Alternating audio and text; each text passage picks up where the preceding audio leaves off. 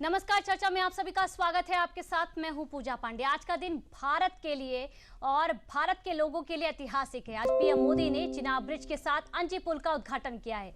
यह दिन ऐतिहासिक इसलिए भी माना जा रहा है क्योंकि तकनीक के क्षेत्र में भारतीय रेलवे का नया अध्याय लिखा गया है। जम्मू कश्मीर को संवेदनशील माना जाता है। ऐसी जगह पर विकास की परियोजना पहुंचना बहुत मुश्किल होता है और ऐसे समय में, ऐसे स्थिति में चिनाब और अंजी ब्रिज जैसी बड़ी परियोजना की कल्पना करना भी मुश्किल था, लेकिन ये आज संभव हुआ है। लेकिन आज इसी के साथ ये वादा भी पूरा किया गया जो कि पीएम मोदी ने किया था। ये सौगात जम्मू कश्मीर से लेकर कन्याकुमारी तक विकास सेतु का प्रतीक बनी है। भारत चिनाब ब्रिज और अंजी पुल की सौगात के साथ कैसे आधुनिकता के शिखर पर पहुंचा है और कैसे तकनीक के शिखर पर आज पहुंच चुका है, आज इसी पर हम चर्चा करेंगे। पर आगे बढ़े उससे पहले आपको दिखाते हैं एक खास रिपोर्ट जो कि आपको चिनाब पुल को लेकर और अंजी ब्रिज को लेकर एक एक जो जानकारी है उसको लेकर पीएम मोदी से लेकर उपराज्यपाल की बात करें, मुख्यमंत्री की बात करें, क्या कुछ उन्होंने कहा है और रेल मंत्री ने क्या कुछ कहा है वो भी आपको सुनवाएंगे। पर आगे बढ़े उससे पहले एक खास रिपोर्ट।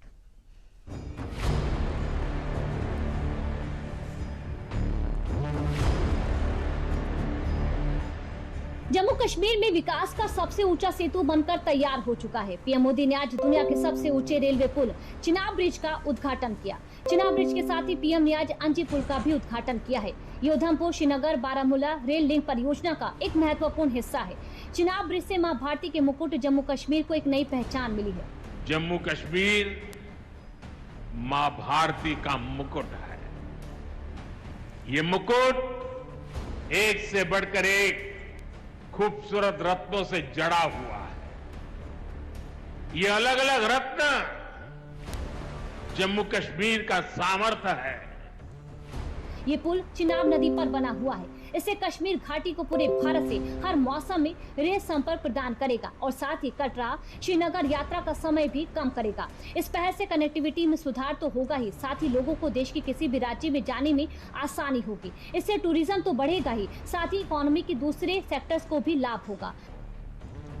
चिनाब ब्रिज हो या फिर अंजी ब्रिज, ये जम्मू की और कश्मीर की दोनों क्षेत्रों की समृद्धि का जरिया बनेंगे। इससे टूरिज्म तो बढ़ेगा ही, इकोनॉमी के दूसरे सेक्टर्स को भी लाभ होगा। जम्मू कश्मीर की रेल कनेक्टिविटी दोनों क्षेत्रों के कारोबारियों के लिए नए अवसर बनाएगी। इससे यहाँ की इंडस्ट्री को तेज गति भी मिलेगी। जम्मू और कश्मीर की रेल कनेक्टिविटी दोनों क्षेत्रों के कारोबारियों के लिए नए अवसर बनाएगी। इससे यहाँ की इंडस्ट्री को गति मिलेगी। जम्मू कश्मीर देश की शिक्षा और संस्कृति का गौरव रहा है। कश्मीर तक रेल का सपना अब पूरा हो गया है। 130 साल का इंतजार खत्म हुआ है। अब यहाँ के सेब बड़े बाजार तक पहुँचाए जा सकेंगे। पश्मीना शॉल, हस्तशिल्प देश के किसी भी राज्य में और किसी भी हिस्से में पहुँचाए जा सकेंगे। जम्मू कश्मीर के लोगों को दूसरे राज्यों में जाने का रास्ता भी आसान होगा और ये सब कुछ मुमकिन हुआ है चिनाब ब्रिज की बदौलत, जिसका पीएम ने आज उद्घाटन किया। इस ब्रिज की बदौलत अब लोग ट्रेन से कश्मीर की बर्फीली वादियों और खूबसूरती का लुत्फ उठा सकेंगे। ऐतिहासिक दिन है साथियों। मां भारती के मुकुट जम्मू कश्मीर में आज एक और रत्न जुड़ा है। आज जम्मू से श्रीनगर को जोड़ने वाली रेलवे लाइन का उद्घाटन माननीय प्रधानमंत्री श्री नरेंद्र मोदी जी ने किया है। जम्मू श्रीनगर बारामूला रेलवे लाइन का सपना दशकों से देश ने संजोया था। बड़ी कठिनाइयां आई, ऊंचे ऊंचे पहाड़, गहरी गहरी घाटियां, लेकिन प्रकृति को जीतना नहीं, प्रकृति के साथ सामंजस्य बिठाकर ब्रिज और टनल के इस नेटवर्क से आज ये रेलवे लाइन हकीकत में बदल गई। जम्मू कश्मीर को पीएम ने आज 46,000 करोड़ रुपए की सौगात दी है। पहलगाम हमला होने के बाद पीएम की ये पहली यात्रा थी। यहाँ से भी पीएम ने पाकिस्तान और आतंकवाद को कड़ा संदेश दिया। पीएम ने यहाँ तक कह डाला कि किसी भी कीमत में वे जम्मू कश्मीर का विकास रोकने नहीं देंगे। विकास का जो वातावरण जम्मू कश्मीर में बना था, वो पहलगाम के हमले से टिकने वाला नहीं है। अब लोग चिनाब ब्रिज के जरिए कश्मीर देखने तो जाएंगे ही, और साथ ही ये ब्रिज भी अपने आप में एक आकर्षक टूरिस्ट डेस्टिनेशन बनेगा जो जम्मू कश्मीर के विकास की नई प्रगति लिखेगा। देखिए, भारत का कौशल है, ये भारत का दमखम है, और किस तरह से पीएम मोदी ने आज इसकी सौगात दी है कुछ तस्वीरों के माध्यम से जान लेते हैं। बड़ी तस्वीरें हैं जो कि पूरे जो दुनिया है इसको लेकर देख रही है, टकटकी लगाए बैठे हुए थे। पीएम मोदी ने चिनाब ब्रिज का निरीक्षण किया सबसे पहले, और ये दूसरी तस्वीर आप देखिए कि चिनाब नदी पर सबसे ऊंचे रेलवे पुल का उद्घाटन उन्होंने किया, और उसके बाद तीसरी तस्वीर देखिए 46,000 करोड़ की विकास परियोजनाओं का शिलान्यास उन्होंने किया है, क्योंकि इसकी कल्पना करना भी मुश्किल था। इतना संवेदनशील वो क्षेत्र, और यहाँ पर इस परियोजनाओं को सफलतापूर्वक अंजाम दिया गया है। बीते 11 साल में इसने ऊंचाई पकड़ी, रफ्तार पकड़ी, जिसके बाद आज देश को ये समर्पित हुआ। इसी के साथ पीएम मोदी ने प्रोजेक्ट की प्रदर्शनी भी देखी, लोगों के बीच में वहां पर पहुंचे, और ये आप तस्वीर देखिए आगे की कि वंदे भारत एक्सप्रेस को भी पीएम मोदी ने आज हरी झंडी दिखाई है। ये एक वक्त था जब लोग हवाई सेवा वहां पर इसका लुत्फ उठाते थे, बस की बात करें, पर अब जिस तरह से परिवर्तन, बड़ा जो बदलाव है जम्मू के क्षेत्रों में, श्रीनगर के क्षेत्रों में देखने को मिलेगा, इसकी जो कल्पना है वो भी वहां के लोगों ने नहीं की, और अब ये जो बड़ा बदलाव है वो देखने को मिलेगा। आज इसी मुद्दे को लेकर आज हम चर्चा कर रहे हैं, हमारे साथ खास पैनल भी मौजूद है, उनसे आपका परिचय करवा देते हैं। हमारे साथ उदय शंकर श्रीवास्तव जी हैं जो कि रिटायर्ड डायरेक्टर हैं बीआरओ के। सर, आपका स्वागत है। और हमारे साथ वरिष्ठ पत्रकार हैं वीरेंद्र नाथ भट्ट जी, आपका भी सर बहुत बहुत स्वागत है। हमारे साथ स्टूडियो में मौजूद है भारतीय जनता पार्टी के प्रवक्ता हैं दीपक सोनकर जी। दीपक सोनकर जी, आपका भी बहुत बहुत स्वागत है। सबसे पहला सवाल उदय शंकर श्रीवास्तव जी आपसे, दुनिया का सबसे बड़ा ब्रिज इसे आप कैसे देख रहे हैं, और इसकी सफलता, इसकी खासियत को भी आप कैसे इसका आकलन कर रहे हैं सर? देखिए, सामरिक दृष्टिकोण से इसका क्या महत्व है, और मैं इन दोनों क्षेत्रों में पोस्टेड रह चुका हूं, सबके बारे में मैं अभी संक्षिप्त में बताऊंगा। लेकिन उससे पहले मैं आपको बता दूं कि आजकल जो ये तुकबंदी वॉर चल रहा है, तो हम सेना के वेटरन हैं, जब कोई गोली चलती है तो हम उसका जवाब गोला से देते हैं। तो अभी एक तुकबंदी चल रही थी, उसी पर मेरा ये कहना है कि माननीय मोदी जी, आपको सैल्यूट है, आपने दुनिया को दिखा दिया विकास का अपना कैलेंडर। तो मैं अपनी बात ये तुकबंदी वॉर में अपना गोला दाग के कर रहा हूं। अब दूसरी बात रही, हमारा ये जो ब्रिज है ये एक इंजीनियरिंग का मार्वल है। मैं बॉर्डर रोड ऑर्गेनाइजेशन से रिटायर हुआ हूं, और इंजीनियरिंग की कठिनाइयों को मैंने बहुत नज़दीक से देखा हुआ है। ये शिवालिक परियोजना और जो संपर्क परियोजना, जिनमें हमारी 34 टास्क फोर्स और 31 टास्क फोर्स दोनों हैं, उन दोनों में मुझे कार्य करने का गौरव प्राप्त हुआ, और माननीय मोदी जी के शासनकाल में भी मुझे संपर्क परियोजना के में काम करने का मौका मिला। मैंने सारा फर्क देखा हुआ है। और मैं आपको बता दूं कि जो विकास के लिए कितना महत्वपूर्ण है, माननीय मोदी जी ने आज अपने संबोधन में बताया, पूरी दुनिया ने देखा और उसका लोहा मान रहा है, पूरा विश्व देख रहा है। मैं सामरिक दृष्टिकोण और भी बातें आगे बताऊंगा। देखिए, ये बहुत ही सामरिक दृष्टिकोण से भी बहुत महत्वपूर्ण परियोजना है। बहुत हमारे पाकिस्तान बॉर्डर से बहुत नज़दीक होने के नाते हमारे जो आतंकवादी गतिविधियों में हमारी सेनाओं को लॉजिस्टिक्स पहुंचाने के लिए, कोई कैजुअल्टी होने पर फास्टेस्ट हमारी ट्रूप्स को मूव करने के लिए, और इन सारी दृष्टिकोण से मैं आज इतना गर्व महसूस कर रहा हूं कि माननीय मोदी जी के नेतृत्व में हमारी रेलवेज ने और सारी संस्थाओं ने मिलके, हालांकि border road organisation directly associated नहीं था, परंतु आप समझ सकती हैं कि सारे जो कनेक्टिंग रोड्स हैं, जो जितनी फैसिलिटीज हैं, वो सारे इस ब्रिज को बनाने के लिए रेलवे के और जितनी भी हमारी संस्थाएं, हमारे देश का गौरव ही यही है कि हमारी जितनी भी भारतवर्ष को प्रगति के पथ पर ले जाने वाली जितनी संस्थाएं हैं, वो एकजुट होकर जब काम करती हैं तो विश्व को हम दिखा पाते हैं कि हाँ, हमारे पास इतना बड़ा इंजीनियरिंग मार्वल आज हम प्रधानमंत्री मोदी जी ने उद्घाटन करके दुनिया को दिखा दिया। जी उदय शंकर जी, ठीक है। हमारे साथ स्टूडियो में भारतीय जनता पार्टी के प्रवक्ता हैं दीपक सोनकर जी, उनका भी रुख कर लेते हैं। दीपक सोनकर जी, क्योंकि ये इंजीनियरिंग का बड़ा कौशल, बड़ा नमूना माना जा रहा है। इसे आप किस तरह से एक्सपीरियंस करें, किस तरह से इसको आप इसकी खासियत देख रहे हैं?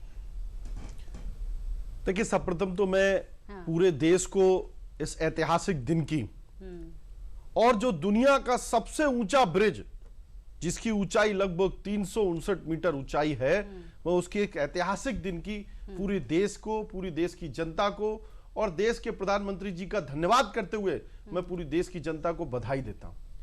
देखिए, देश के प्रधानमंत्री आदरणीय नरेंद्र मोदी जी ने जब से देश की जनता के बीच में आने का काम किया, वो लगातार विजन और मिशन को कैसे एक्शन में बदला जाए, कैसे जनता की विकास की गति को बढ़ाने का कार्य किया जाए, वो लगातार उस पर चिंतन करके उसको प्रैक्टिकल को कैसे टेक्निकल के माध्यम से, कैसे डिजिटाइजेशन के माध्यम से, कैसे टेक्नोलॉजी के माध्यम से उसको बढ़ाने का कार्य किया जाए। आज उसका सबसे बड़ा उदाहरण आज इस देश के अंदर, कश्मीर के अंदर, जम्मू कश्मीर के अंदर पेश करने का कार्य किया कि कैसे हमारी जम्मू से लेकर के श्रीनगर तक की कनेक्टिविटी बढ़े, उस कनेक्टिविटी के माध्यम से पर्यटन क्षेत्र का बड़ा डेवलपमेंट खड़ा हो, औद्योगिक विकास के क्षेत्र में बढ़ावा हो, विकास की गति के अंदर बढ़ावा हो, देश की जनता के अंदर, प्रदेश की जनता के अंदर एक विश्वास खड़ा हो। और सबसे महत्वपूर्ण बात यह है कि हमने भी वो दृश्य देखा है। देश के प्रधानमंत्री जी ने कहा कि जो हमारी भारत माता है, उस माता का जो सर का मुकुट है वो कश्मीर है। उस मुकुट को आज तक लोगों ने उसको अधूरा रखने का काम किया। अगर आज उस मुकुट को सुंदरता से सजाने का कार्य अगर किसी ने किया है, प्रकृति के साथ सजाने का कार्य अगर किसी ने किया है, तो देश के प्रधानमंत्री आदरणीय नरेंद्र मोदी जी ने किया है। वो संकल्प सिद्ध किया है। उन्होंने जिस तरीके से विकसित भारत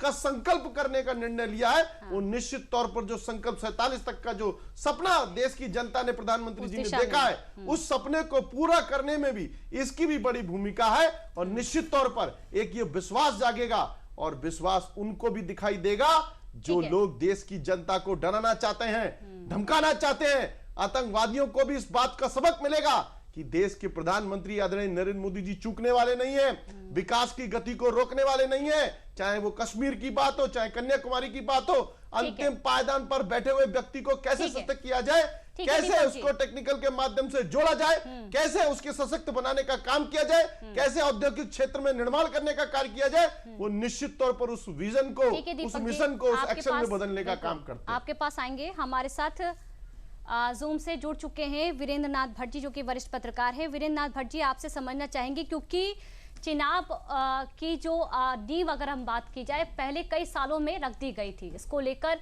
जो कार्रवाई है वो भी देखी जा रही थी, पर बीते 11 सालों में 2014 के बाद से पीएम ने भी इसका जिक्र किया कि तब से हमारा ये सौभाग्य रहा है कि तब से उसके बाद इसने गति पकड़ी और आज ये देश को समर्पित हुआ। इसे आप कैसे देख रहे हैं?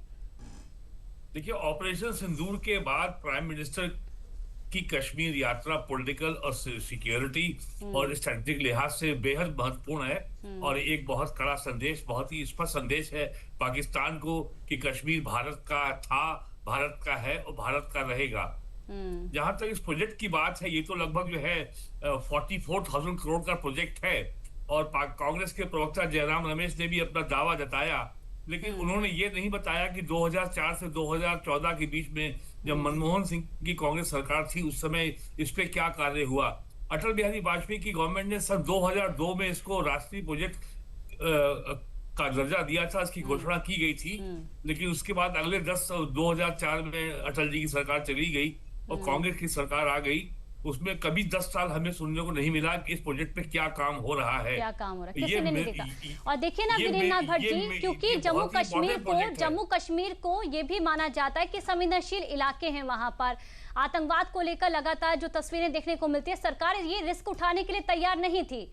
पीएम ने भी इसका जिक्र किया कि हम चुनौती लेने के लिए तैयार है, चुनौती को भी चुनौती देने के लिए हम तैयार हैं। ये सही माने में भारत की राष्ट्रीय एकता अखंडता का प्रोजेक्ट आज पूरा हुआ है। हाँ। जैसे कनाडा में कहा जाता है C2C, यानी जो अटलांटिक कोस्ट है और जो Pacific ocean west to east है, उसी तरीके से भारत में जो हम बचपन से सुनते आए कश्मीर से कन्याकुमारी, तो ये प्रोजेक्ट आज पूरा हुआ है। आज से 6 साल पहले 5 अगस्त 2019 को आर्टिकल 370 को समाप्त किया गया था। वो भी भारत की राष्ट्रीय एकता अखंडता की दिशा में बहुत बड़ा कदम था। और आज ये जो भौतिक स्तर पर जो जमीन पे काम होना चाहिए, एफिल टावर से भी जो है और कुतुब मीनार से भी 5 गुना ऊंचा और रिवर बेड से करीब 350 मीटर ऊंचा पुल ये आज बन के तैयार हुआ है।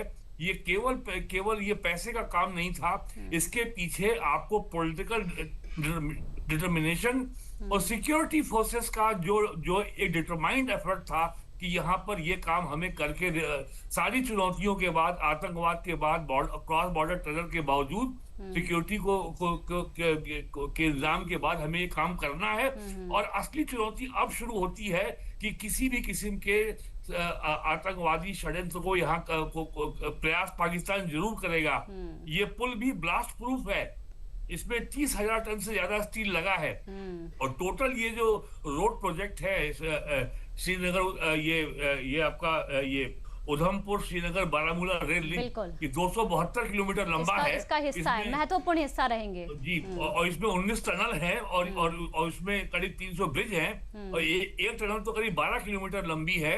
तो सिक्योरिटी के लिहाज से और ये जम्मू कश्मीर की और भारत की सिक्योरिटी स्ट्रेटेजिक इंटरेस्ट के लिहाज से ये पुल सामरिक रूप से बेहद महत्वपूर्ण है। ये पूरा प्रोजेक्ट बहुत महत्वपूर्ण है और ये पूरी इंटरनेशनल कम्युनिटी को इस बात का जवाब है।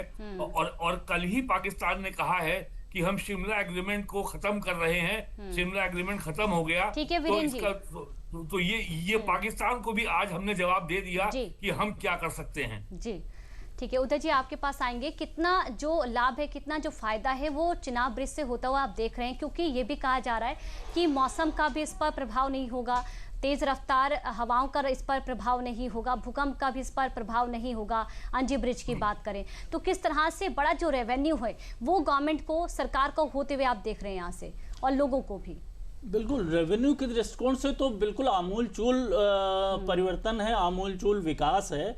लेकिन जिन लोगों ने भी उन टेरेन्स को देखा हुआ है, इतनी भयावह पहाड़ियां और इस तरह के रास्ते थे कि आप ये इंश्योर नहीं कर सकते हैं कि जिस समय स्नोफॉल भयंकर हो जाएगा तो आप उन रास्तों से भी जम्मू को अप्रोच कर सकते हैं या कहीं आ जा सकते हैं।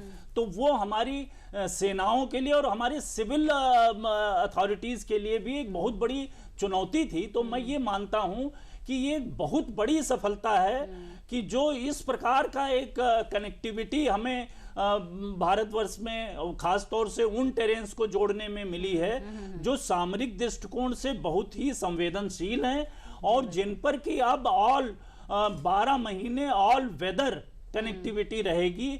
ये बहुत बड़ी बात है जिसको हम आज शब्दों में व्यक्त नहीं कर सकते। हम लोग तो उन इलाकों में रहे हुए हैं, हम किसी एक एरिया में चले गए, हमारे किसी सैनिक का, किसी हमारे बिहारों में हम अपने सैनिकों को पायनियर्स बोलते हैं, उनकी कोई घटना हो जाती थी तो हमें इतनी कठिनाई होती थी उनको इवैक्यूएट करने में।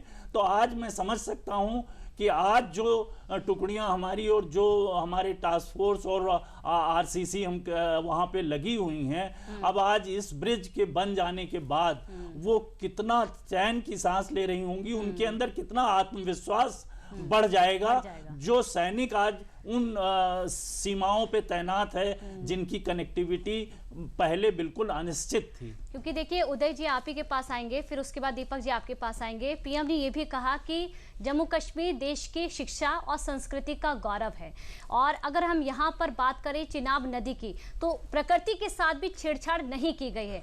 इस पहलू को भी आप कैसे देख रहे हैं और किस तरह से बड़ी जो चुनौतियों से होते हुए ये जो प्रोजेक्ट है वो सफल हुआ है, अगर इसको भी आप लेकर जानकारी दे सकें उदय जी। बिल्कुल, जब वो टनल्स के काम हो रहे थे उनमें इतनी प्रॉब्लम्स आ रही थी उन टनल्स में चिनाब नदी के बहाव की वजह से, और इतने तूफानी नाले हैं रास्तों में कि उन परेशानियों को ओवर पावर किया जा सकता था अगर आसानी से प्रकृति से छेड़छाड़ कर दी जाती।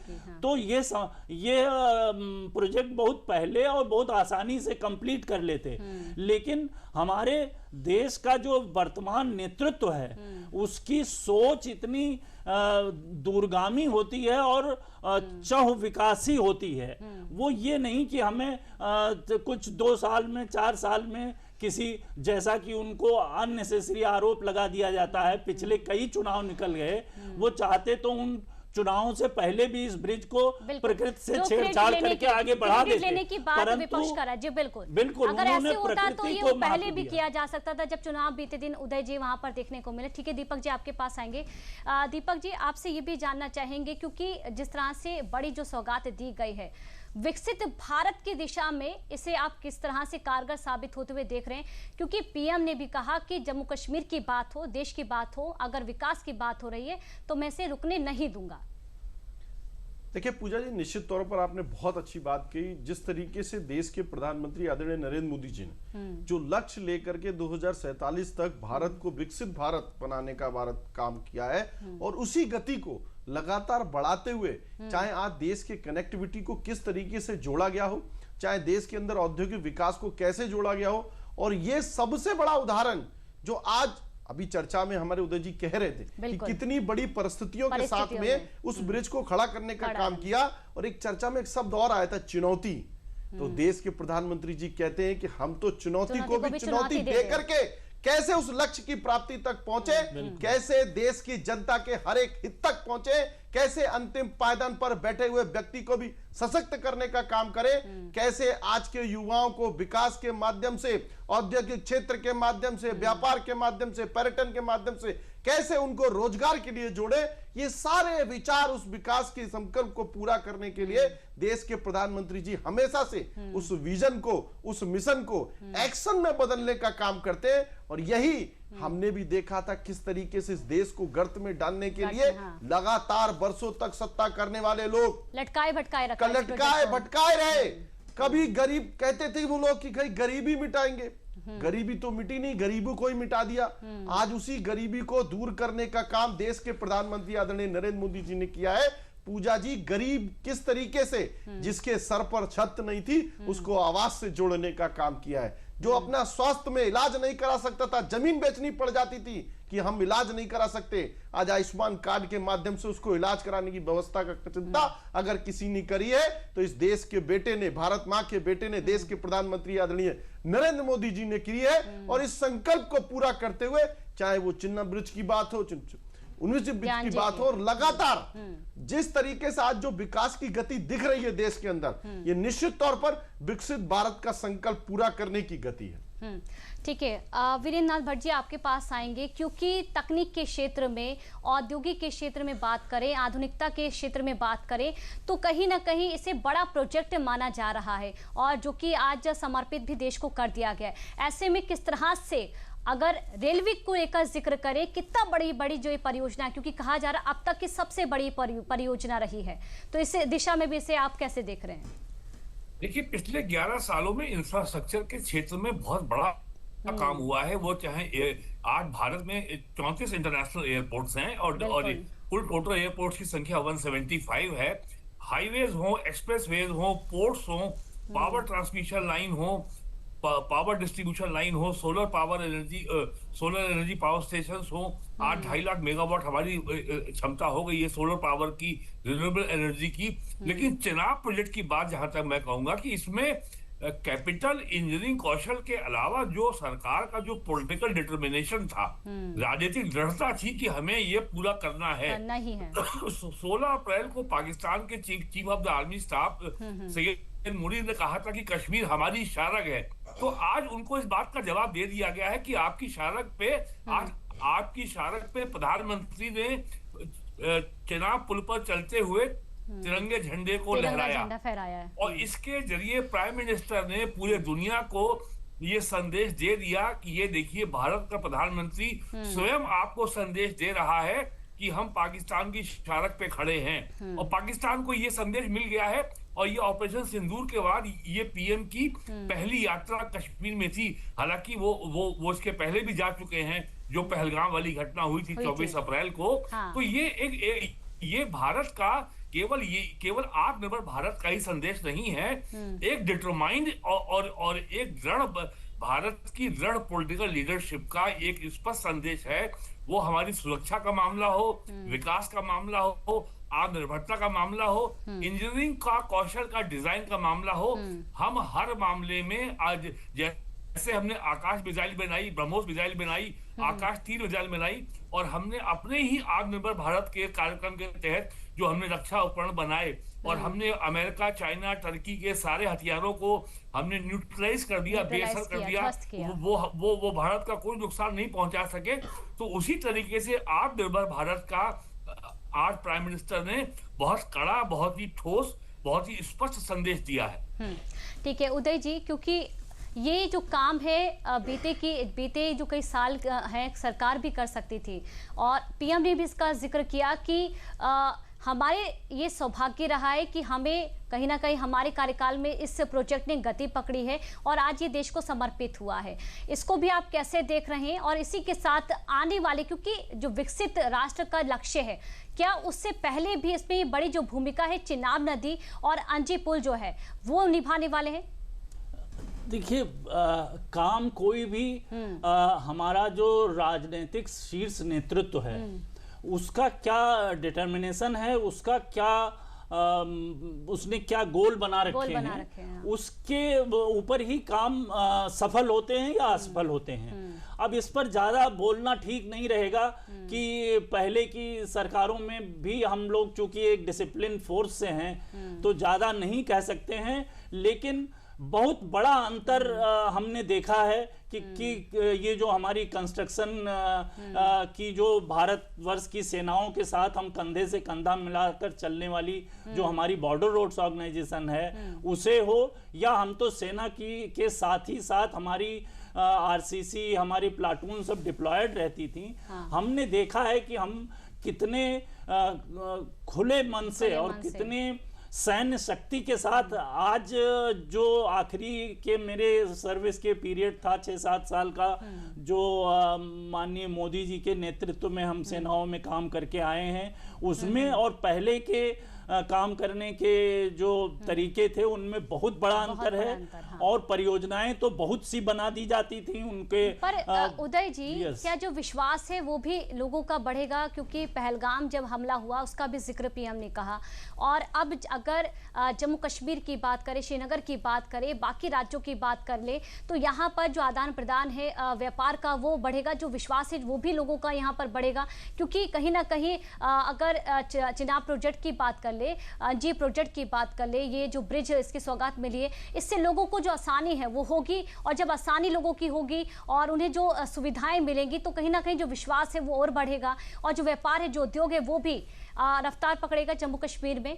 बिल्कुल, ये रियासी सेक्टर में तो अभी इस ब्रिज के बन जाने के बाद से बहुत आमूल चूल परिवर्तन आ जाएगा, परंतु जो परिवर्तन हम ऑलरेडी देख चुके हैं कि जो श्रीनगर का जो एरिया रहा, वहां पर पहले एक समय हमने ही अपने ही इसी जीवन काल में देखा हुआ है कि जब आप तिरंगे की एक छोटी सी झंडी भी निकाल के लाल चौक में नहीं खड़े हो सकते थे। हम बॉर्डर रोड्स की अपनी गाड़ियों में ये कहने में अच्छा नहीं लगता है, लेकिन कई दफे झंडे निकाल कर हम अपने चीफ हेडक्वार्टर जाया करते थे। तो आज जब वहां पर तिरंगे की भरमार है चारों तरफ, तो ये क्या प्रदर्शित करता है? और जिस तरह से वहां का आम जनमानस उसने जो हमारे शीर्ष नेतृत्व के आह्वान को बिल्कुल गले लगाया है, और जो विकास की धारा वहां ऑलरेडी बह रही है, वो तो कोई बताने की बात नहीं, वो तो दुनिया देख रही है। अब इस सेक्टर में भी वही धारा बहने वाली है जो आगे दुनिया देखेगी। अंत या अभी थोड़ी बात मैं ये कह दूं कि मैं जब पिछली दफे ऑपरेशन सिंदूर के दौरान इसी स्टूडियो में था, तो मैंने जब उन सफलताओं के बारे में बात की थी, तो मैंने कहा था ये सब कुछ श्रमेण सर्वम साध्यम, जो बीआरओ का मोटो है, उससे संभव होता है। उदय शंकर जी बहुत बहुत शुक्रिया, दीपक सोनकर जी आपका भी बहुत बहुत शुक्रिया, और विनय नाथ भट्ट जी आपका भी बहुत बहुत शुक्रिया तमाम जानकारी के लिए। तो देखिए जिस तरह से यहाँ पर चिनाब प्रोजेक्ट की बात करें, अंजी प्रोजेक्ट की बात करें, ये बड़ी जो सफलता है वो आज देश के नाम पीएम मोदी ने की है। और यहाँ पर अगर उद्योग की बात करें तो जम्मू कश्मीर में रफ्तार पकड़ता हुआ नजर आएगा, जो कि विकसित भारत और विकसित राष्ट्र के लिए बेहद जरूरी है। चर्चा में हमारे साथ जुड़ने के लिए बहुत बहुत शुक्रिया। नमस्कार।